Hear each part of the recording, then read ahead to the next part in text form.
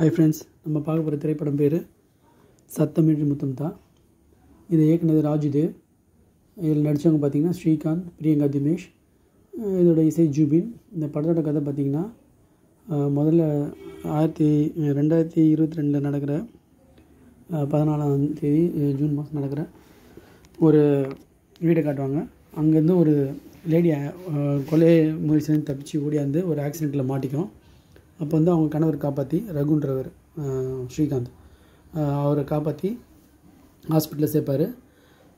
அவங்களுக்கு அந்த விபத்தில் அடிப்பட்டதால் அவங்களுக்கு ஞாபக மருதியாக இருக்கும். ஸோ அப்போ வந்து என்ன பார்த்திங்கன்னா இவர் தான் கணவர் நிறைய இடத்துல நிரூபிப்பார். ஆனால் இவர் பார்த்திங்கன்னா ஒரு கொடூரமான கொலை செய்கிற ஒரு கேரக்டராக இருப்பார். இது வந்து அந்த ரகுன்ற கேரக்டர் வந்து நான் தான் அவங்க ஹஸ்பண்டுன்ற இதில் காட்டுவார்.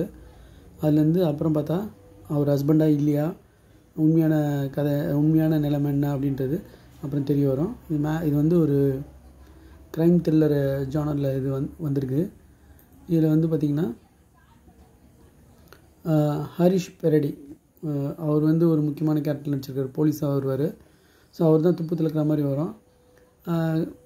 அந்த உண்மையிலே இது பார்த்திங்கன்னா ஸ்ரீகாந்தோட இது வந்து என்ன பின்னணி என்ன, அந்த ரகுன்றது யார்,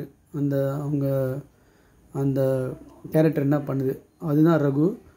விக்னேஷ்ன்றது வந்து பார்த்திங்கன்னா கேரக்டரோட ஸ்ரீகாந்தோட கேரக்டர் என்ன பின்னணி அப்படின்ற மாதிரி ஒரு இது வரும். ஸோ இதில் இந்த கதை போகுது.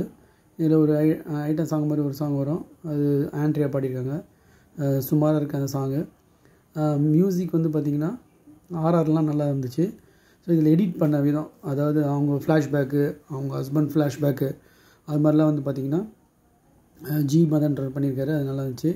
கேமரா நல்லா இருந்துச்சு. எம் யுவராஜ். ஸ்டண்ட் பார்த்திங்கன்னா அவர் வீட்டுக்குள்ளே ஒரு ஃபைட் ஒரு போடுவார். அந்த கத்திலாம் வச்சு பண்ணுவாங்க. அந்த ஃபைட் நல்லா இருந்துச்சு. இதில் மொத்தமே பார்த்திங்கன்னா ஒரு 4-5 கேரக்டர் வச்சு படம் மூவ் பண்ணுற மாதிரி இருக்கும். அதில் வந்து ஸ்ரீகாந்தோட நடிப்பு வந்து கொஞ்சம் மெச்சூர்டாக இருந்தது. இதில் வந்து பார்த்திங்கன்னா படத்தோட திரைக்கதையாக பார்க்கும்போது அலுப்பு தட்டுனே போச்சு. அதாவது அழுத்தமாக சொல்லாமல் அலுப்பு தட்டுனே போயின்னு இருந்தது. ஃபஸ்ட் ஹாஃப் அப்படின்னா செகண்ட் ஹாஃபில் இன்னும் ரொம்ப மோசமாக போயிருந்தது. ஸ்ரீகாந்த் தான் அதை கொஞ்சம் அந்த ஆக்டிங்கில் தூக்கி நிறுத்தினார். அப்போ கூட திரைக்கதையாக பார்க்கும்போது இந்த படம் வந்து அவ்வளோ த்ரில்லராக இல்லாமல் இருந்துச்சு. இது ஒரு க்ரைம் த்ரில்லர் ஜானர். ஆனால் இந்த தேட்டரில் வந்து ரெஸ்பான்ஸ் பார்த்திங்கன்னா நல்லா இருந்துச்சு. ரொம்ப எதிர்பார்த்து போனால் அதில் ஒரு சில கொஞ்சம் ஏமாற்றமாக தான் இருந்தது.